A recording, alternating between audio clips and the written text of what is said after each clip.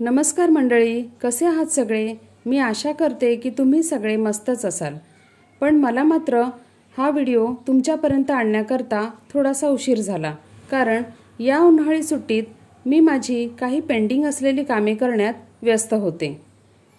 मी आशा करते की तुम्ही मला समजून घ्याल. आज आपण पाहणार आहोत मस्कमेलन या फळाचा ज्यूस बनवण्याची रेसिपी. चला तर मग पाहूयात. यासाठी मी इथे काय काय घेतलेले आहे ते. या रेसिपी करता मी इथे घेतलेले आहे एक फळ, ज्याला इंग्लिशमध्ये मस्कमेलन असेही म्हणतात. आणि हे फळ मी स्वच्छ पाण्यातून धुवून घेतलेले आहे आणि त्याची साल काढून टाकलेली आहे. आणि आता त्याच्या गराचे मी असे काप करून घेत आहे. हे फळ खायला अतिशय रुचकर लागते. हे फळ चवीला अतिशय मधुर आणि रसाळ असे आहे.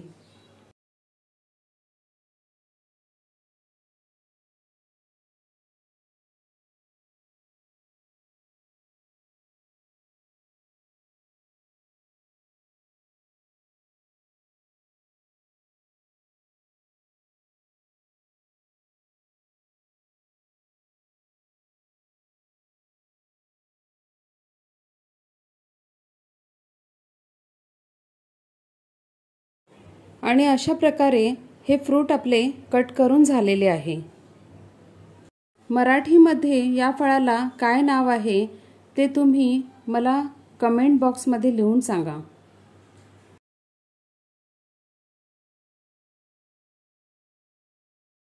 मी इथे या बोलमध्ये बारीक चिरलेले फळ सुद्धा घेतलेले आहे. तसेच 2 टेबलस्पून पितांबरीची रुचियाना गुळ पावडर घेतलेली आहे आणि थोडासा सब्जा.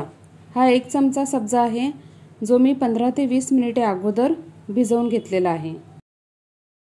हे फळ नुसतेच असे फोडी करून खायला सुद्धा अतिशय छान लागते. आता मी इथे मिक्सरचे एक मोठे भांडे घेतलेले आहे आणि त्यामध्ये मी हे सर्व फळांचे काप एकाच वेळेस घालत आहे. जर तुमच्याकडे मिक्सर ज्यूसर असेल तर तुम्ही त्याचा सुद्धा वापर ज्यूस करता करू शकता. जर तुम्हाला आवडत असेल तर तुम्ही दुधाचा वापर सुद्धा इथे करू शकता. आता मी इथे ॲड करत आहे 2 टेबलस्पून इतकी पितांबरीची रुचियाना गुळ पावडर. हे फळ मूळतःच अंगचेच इतके रसाळ आहे की यामध्ये पाणी किंवा दूध घालण्याची अजिबात आवश्यकता वाटत नाही. तुम्ही पाहू शकता याची कन्सिस्टन्सी नॅचरलीच आपल्याला किती सुंदर मिळालेली आहे.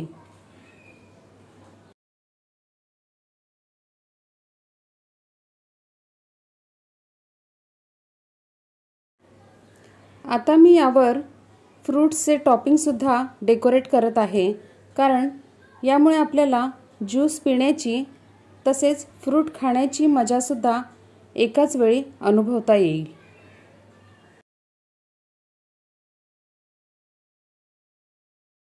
आता हे दुसरे ग्लास सर्व करताना मी यामध्ये सब्जा सुद्धा वापरलेला आहे.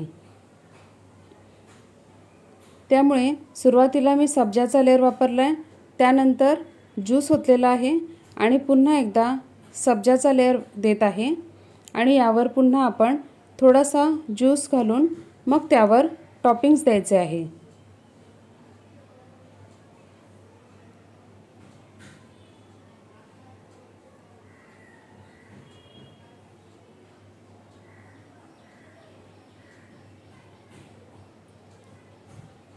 जर तुमच्याकडे टूटी फ्रूटी अवेलेबल असेल तर ती सुद्धा तुम्ही वरून डेकोरेट करू शकता. अशा प्रकारे हा ज्यूस आपला रेडी झालेला आहे. जर तुम्हाला हा व्हिडिओ आवडला असेल, रेसिपी आवडली असेल तर व्हिडिओला लाईक करा, शेअर करा आणि सबस्क्राईब करा.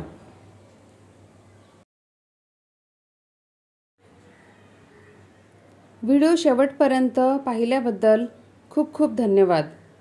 भेटूयात लवकरच पुन्हा एका नवीन रेसिपीसोबत.